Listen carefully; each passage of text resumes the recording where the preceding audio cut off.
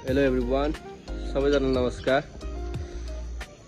आज चाहिँ तपाईहरुले थाहा नै पाइहाल्नु होला, हामी चाहिँ मेरो श्रीमती र म चाहिँ आज आफ्नै करेछा बारीमा हामी प्याज रोप्न जाँदैछौँ। छेत्रीको छोरो यो पाउँछ हुन्छ, घिनले छुँदैन, मानिस ठुलो दिलले हुन्छ, जातले हुँदैन।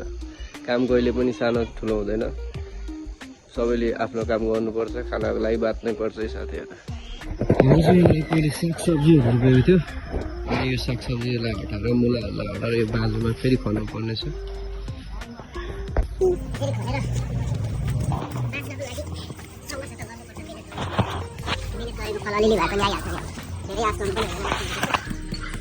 सुरुमा सिक्दै जाने हो, कसैलाई पनि एकैचोटि आउँदैन।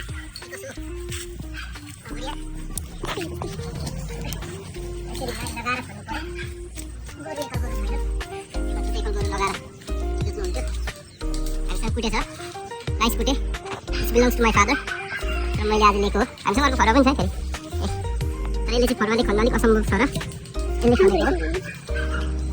ल अब हामी यो सकेर एउटा सानो प्लेट दिएको छु, मैले हामी काममा व्यस्त हुनु पर्ने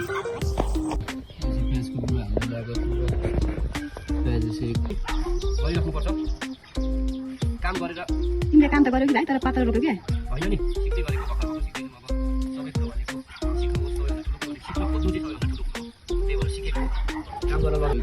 सिकेपछि मात्रै थाहा हुन्छ, त्यही भएर लर्निङ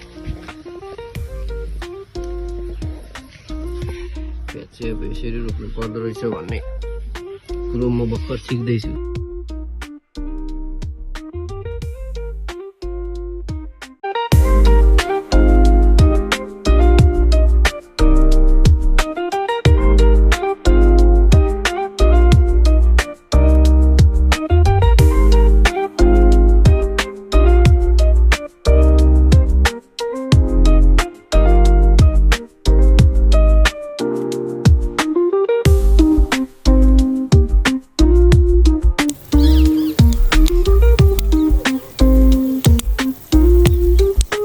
त्यसपछि सट्ट हामी प्याज रोपिसकेपछि पानी सानी सट्ट लगाइएको छ।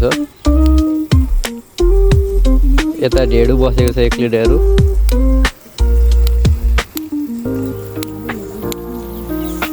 पानी लगाउनु पर्छ टक्क रोपिसकिसकेपछि।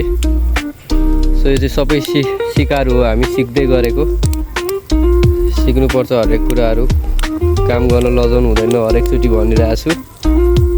उठ केटा हो, सबैजना उठ, काम गर, जाडामा उठ, धेरै नसुत, छिटो छिटो उठ है केटा हो।